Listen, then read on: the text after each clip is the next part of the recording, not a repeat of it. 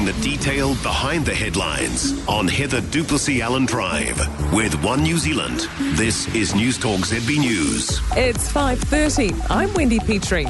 The sun's rising in the Middle East on an uncertain kind of ceasefire between Iran and Israel. Iran state televisions claimed a ceasefire now applies, although Israel's made no official comment yet. The US president today announced the hostilities would pause, saying both wanted peace. Geopolitical analyst Jeffrey Miller told Heather Duplessis Allen it's a very strange, staggered ceasefire. There's now, according to Donald Trump, you've got a 12-hour window, so until 4 a.m. New Zealand time tomorrow, in which Israel will be allowed to strike Iran, but Iran will not be able to strike back.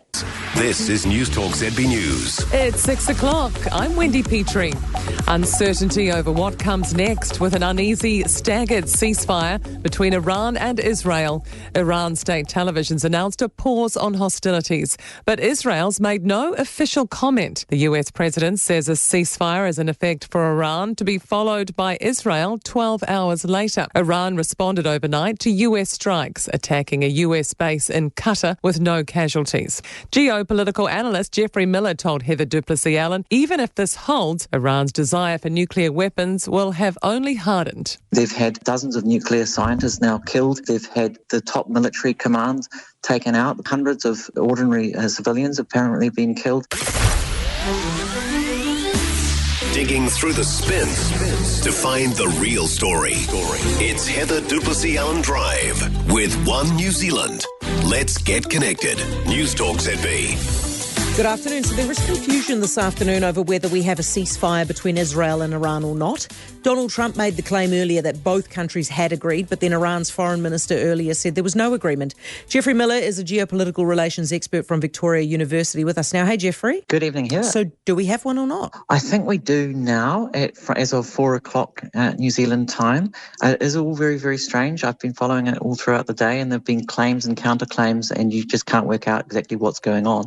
But apparently, there's now, according to Donald Trump, you've got a 12-hour window, so until 4 a.m. New Zealand time tomorrow, in which Israel will be allowed to strike Iran, but Iran will not be able to strike back. And if that holds, then the a full ceasefire will be in place from 4 a.m. tomorrow morning. It's all very strange. Why would those be the agreement? And hopefully we do have a ceasefire now, finally. Why would those be the terms, that Israel can fire but not the other way? Goodness knows. It's a very strange ceasefire, and Israel still has not even officially announced or confirmed the ceasefire is in place. It is very difficult to make out what's going on. But look, let's take Donald Trump at his word, and we can all watch and see whether the ceasefire does hold. Does this mean that Donald Trump's gamble in bombing those 3 sites has paid off? I don't think so. Look, I think this has been madness over the last 2 weeks. I think it's been incredibly foolish, what we've seen from both Israel and the United States. I think none of this is conducive to Israel's future security, safety, prosperity, and I say that as a strong supporter of Israel's right to exist and right to prosper. I just don't think you can get there with a military solution. I think this will only harden Iran's desire to build a nuclear weapon in the future. And if you think they're really going to take this lying down and just give up on their ambitions to have a nuclear weapon, I think you've got another thing coming. You know, they've had dozens of nuclear scientists now killed. They've had the top military commands taken out, the top military leadership taken out. Hundreds of ordinary civilians apparently been killed, and many others in Iran. So look, I don't know why you would think that this is going to make make Iran more amenable to Israel or the United States. It's crazy. What was the alternative? The alternative was to continue with the negotiations. Look, Donald Trump started the negotiations himself with Steve Witkoff leading 5 rounds of negotiations there had been in Muscat. There was meant to be a 6th round, and then Israel came over the top and bombed Iran. Then last week on Friday, the Iranian foreign minister was there with the European foreign ministers in Geneva, and then the US came over the top and bombed Iran, and it was all just one big great deception. The idea that Donald Trump was taking 2 weeks, there was none of that. Behind the scenes, he was scheming with Benjamin Netanyahu to join the war. Yes, Jeffrey, I agree. I mean, we can all see that one side has behaved, in an unbecoming fashion here. But if Iran had agreed to something, would you really have believed them? Well, I'll put it to you, why would Iran believe anything that the US says now after how the US has acted? I'm simply asking the question because it seems to me that it doesn't matter which path you pick, they end up with a nuke. Look, let's stop the madness.